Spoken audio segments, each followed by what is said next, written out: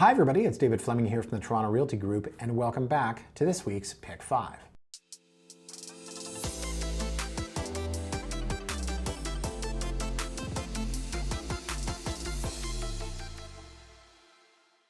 Now, a few episodes ago, I featured hard lofts on the east side.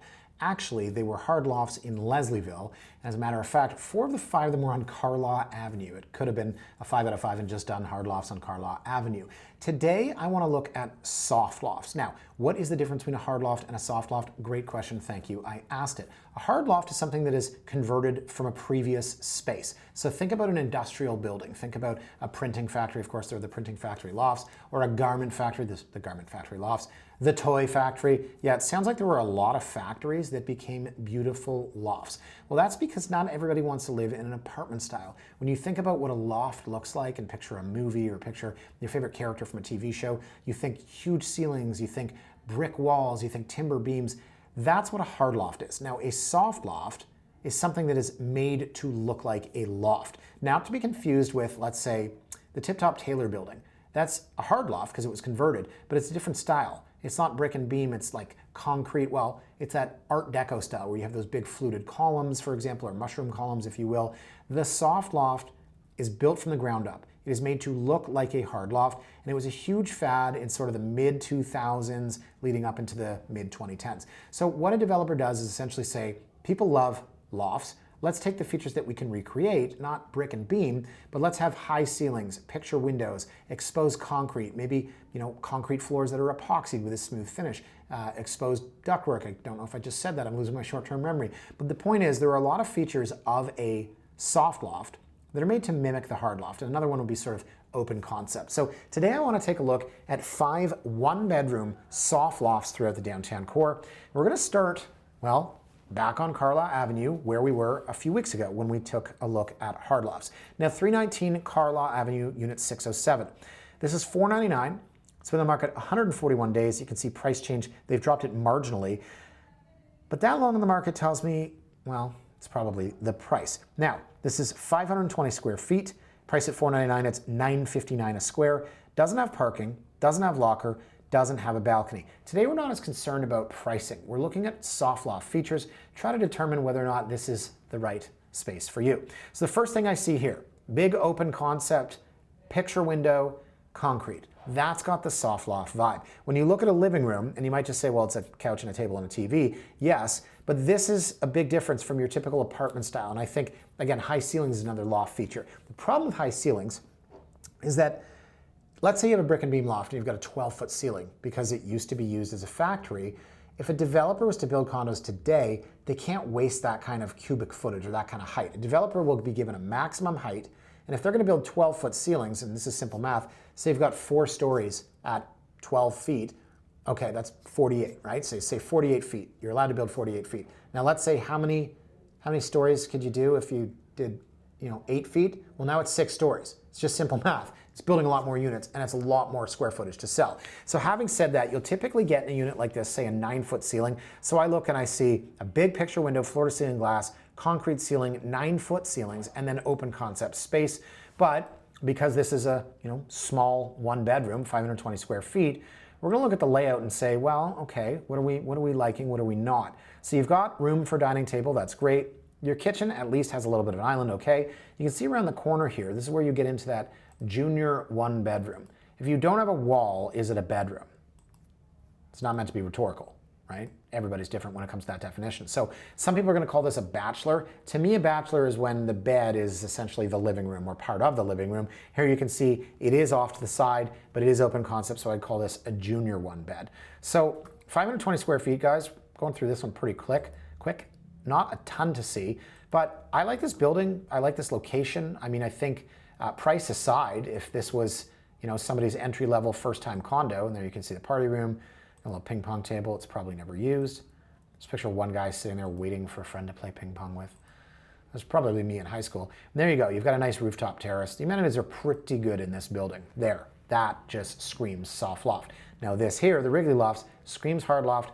Next door, you've got the garment factory. Next door, you've got the printing factory. Those, of course, are all hard lofts. So location-wise, where were we? 319 Carlaw. 326 Carlaw across the street, hard loft. Wrigley Lofts over here, garment factory, printing factory, lots of real lofts over here. And then we've got, of course, as I mentioned, a developer says, I've got this parking lot, tract of land, I'm gonna build a condo. Maybe I'll build a soft loft. And the people that can't get into the buildings next door will come here. So I like this unit. You know, I think price aside, obviously, maybe that's the issue why it's been on the market for 141 days. Our next one is a funny one because when you think Sorauren Avenue, you think the Robert Watson Lofts, 363 Sorauren and 369 Sorauren. Those are two iconic buildings in the city of Toronto.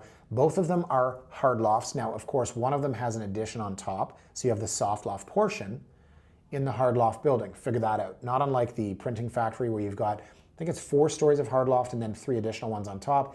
And then even the toy factory, right? You've got brick and beam lofts down below, and then you've got your concrete mausoleums up top. So here you go, 383 Sorauren. This is built by Gerlach. Friend Bill Gardner, don't call me Gardner, Gardner, did this great project, great location, and steps from the park, I might add. So prime Rotsies. This has been a very, very popular building over the years. And I remember when it first came out, I was like, geez, this is expensive. But you know what?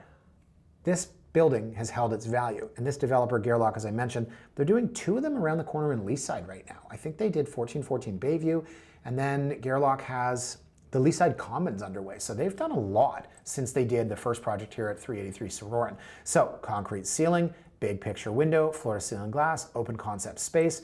Yeah, okay, we're starting to get the vibe of this soft loft. Now, this is 549,900, 639 square feet, so it's 860 a square. Keep in mind the Carlaw one was 960 a square, different buildings, different sizes, different locations. But on a price per square foot basis, it's nice to be able to do that math and that comparison. So you're gonna see here this inset bedroom. What are we watching? Last Chance U, that was a very good series. This is virtually staged. Okay, so you're gonna see over here, inset bedroom, right? You've got 2 sliding doors that you can close if you want, to pretend that your bedroom's not in the middle of the unit, or of course you can open them to have the open concept space. So it's not the junior 1 bedroom. I hate when they take pictures of the opening of the fridge. It's not the junior 1 bedroom that we saw just previously, but it is the inset bedroom. Now this was very common in, let's say, Mozo, 333 Adelaide. 205 Frederick was another one where you had a lot of inset bedrooms. I don't necessarily mind it, but for people that are like, I need a window in the bedroom, this isn't for them. So virtually staged, so we've got half the photos that are empty, half the photos that have the AI. AI is getting pretty intense, I think I saw Donald Trump fight a crocodile the other day. I'm honestly not sure if that was real or not. Could have been AI, I don't know. Okay, so you've got a nice little outdoor space here, and then you've got a photo of what will probably one day be a loft. No, it's not big enough, but that's the view. And then this was funny. Okay, so there's my hallway, and then there's my hallway, and then there's my hallway, and then there's my mailboxes, and there's my hallway, and there's also my hallway. It's a lot of hallway photos. That's an aggressive amount of hallway. So you've got a really good gym, which I will say they did well here, the developer. There's nothing really in it for developers to waste square footage that's sellable on common elements. Now, you might think that a typical condo buyer is going to care about stuff like this. During the boom, when investors and a lot of overseas folks, I know the CMHC says it was a small percentage, wink, wink, but a lot of folks were just buying square footage in pre-con just on paper. They didn't care what was actually in the building. This is a very small building. So this is actually 9 stories, 142 units. That gym for 142 units is phenomenal. So I've always liked this building, and right, you can see the Robert Watson Lofts next door. Here's your hard loft, here's your soft loft. And then do we have more photos?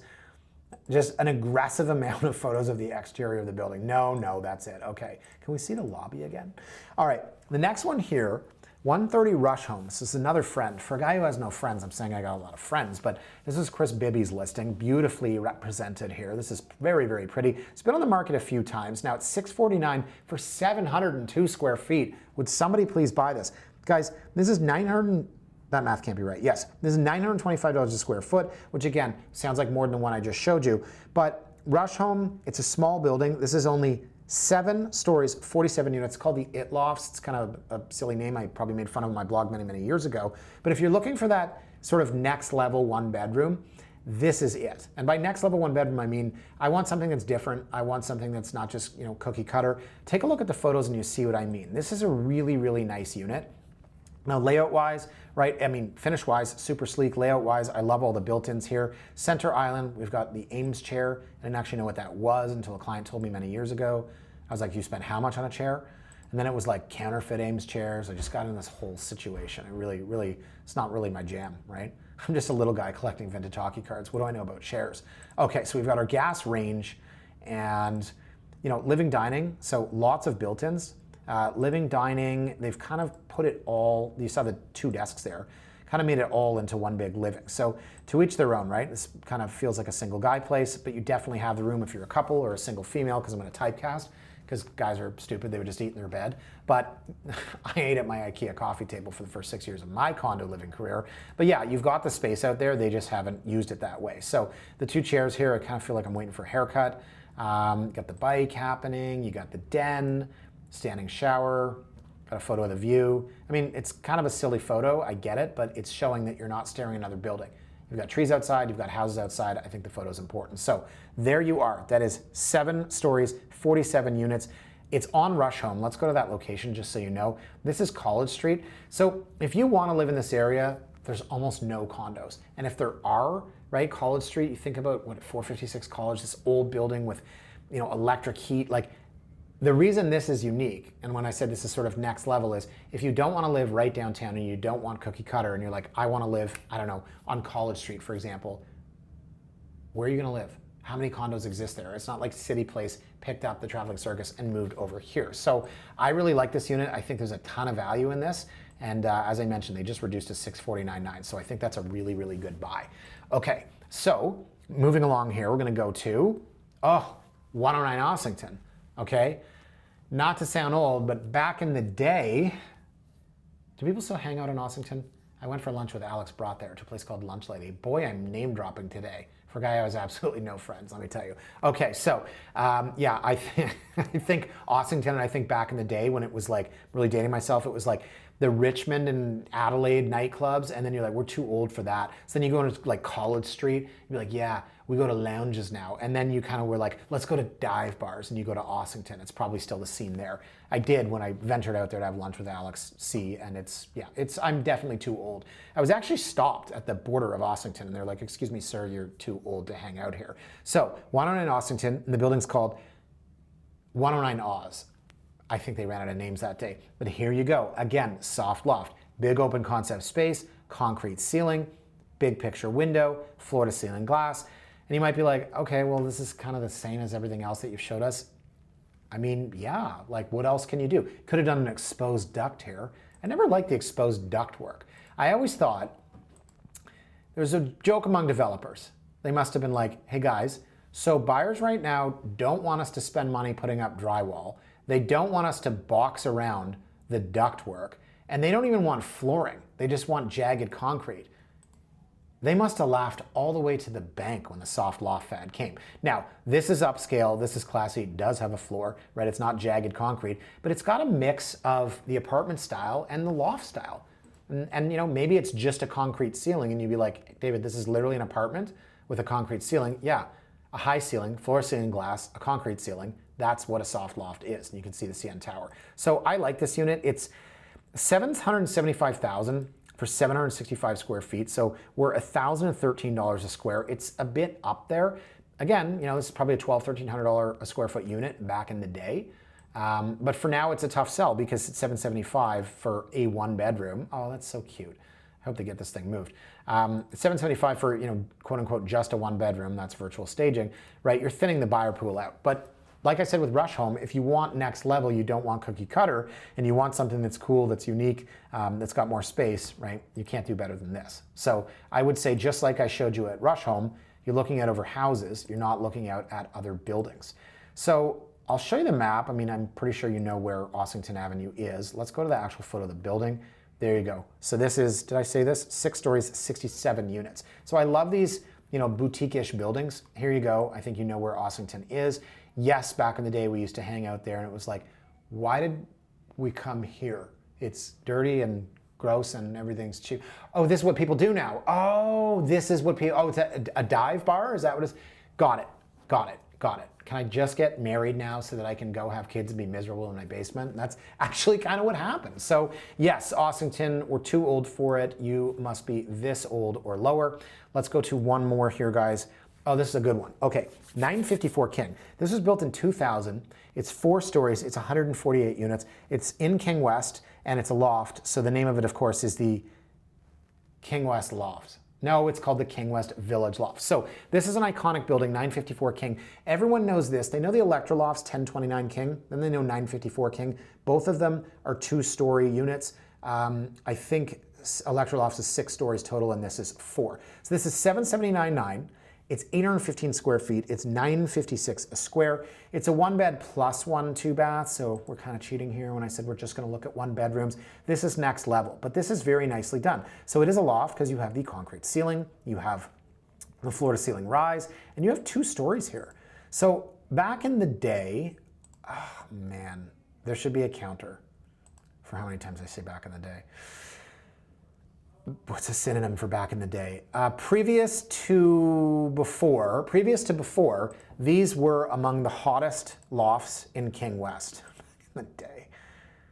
I have so many memories of being in this building. There's one I remember. So based on the condo market we're in right now, this is hard to believe. But picture back previous to before, when you'd get off the elevator at 2:30 on a Saturday for your viewing, and you would hear what sounded like, I don't know, people at an airport. You would turn down the hallway, and there's 20 people standing in the hallway trying to get into the unit for the open house. I kid you not. This happened in 954 King. This is a real story. I'm probably going to say like 2007 to 2009. And yeah, we made the mistake of booking a 2 o'clock or 2:30 appointment on a Saturday when they had an open house. And it was like a shoe store in there. It was like soft mock threw up everywhere. Nothing but shoes and people, and you had to line up. And the listing agent was there. I remember this guy's brand new, could have been his first listing, freaking out. It was a nightclub in there. And he was like, oh, well, you guys go out and you guys come in. You just needed a guy in like a big leather jacket doing a counter like this. So there's my story from back in the previous to before. This used to be one of the hottest buildings. I still think it's got incredible value. Like 779, and we'll see if it moves or not. Right, there's your +1. But I think you're not going to find anything like this that's been built in the last 3 or 4 years, let alone maybe the last 10, 15 years. You just don't get this kind of space. Now, of course, we have our original black countertop, and you're like, oh, I don't know, the finish level. But where are you going to get 2 stories, and you're getting 815 square feet, and you have a little balcony here that looks out at what? Trees and houses. Thank you. Now, this building shares amenities with this here. So the townhouse people can come and loiter in the lobby of this, I guess. And there you go. Pretty nondescript building. You've probably driven by it 1,000 times and never really know it's there. Ooh, I love aerial shots. Yeah, there we go. 954 King right there. Then you have DNA here, Massey Harris Lofts here. Sorry, my ADHD and OCD is taking over. So I really like that one, guys. 975 fees. Okay, so it's math is what, $112, $115 a square foot, something like that. And then we got parking, we got locker, we got boxes checked. 10 days on the market, $779. Yeah, so there you go, guys. So that's soft lofts, not to be confused, of course, with hard lofts, not to be substituted for hard lofts. But I think there's a buyer for each. I mean, if you were like, I have to get a hard loft, would you quote unquote settle for a soft loft? Now, cat out of the bag for those that live at 24 Noble. Beautiful hard loft building. But if you're sitting in your living room one day and the guy upstairs coughs, you're probably gonna hear it, right? I mean, if he sneezes for sure. And then you'll be like, Gesundheit, and he'll be like, thanks, Becky. That's what it's like in some of these loft buildings. You have to remember, these were not built for residential living. These were factories back in the day. There's not poured concrete in between necessarily, maybe in the soft lofts, but the hard lofts and the soft lofts, they each have pros and cons. So with respect to 24 Noble, sure, you might have some sound transfer issues. I remember once I had a client that was in the soft loft portion of the toy factory, and they said there was a lot of sound going through the wall. Their neighbor and them decided they would each cut a hole in the wall, and guess what? They could see each other. There was nothing in that section of the wall except drywall and aluminum studs and insulation. So far be it for me to say, if you're looking for hard loft or a soft loft, it's not typical apartment living. It is a very different style of construction. Take that into consideration. But some of the nicest buildings you're going to find in the city of Toronto are in fact hard lofts, and as we saw today, soft lofts. So folks, thanks so much for watching this week's Pick 5. If you want to have Pick 5 emailed to you directly every week, go to torontorealtyblog.com/pick5 and sign up. We'll send you an email automatically every Thursday when we launch. If you're watching on YouTube, well, where else would you be watching, of course? Feel free to drop me a comment in the comment section below. I love reading those. Thanks for watching, guys. Have a fantastic weekend, and we'll see you next week. Bye for now.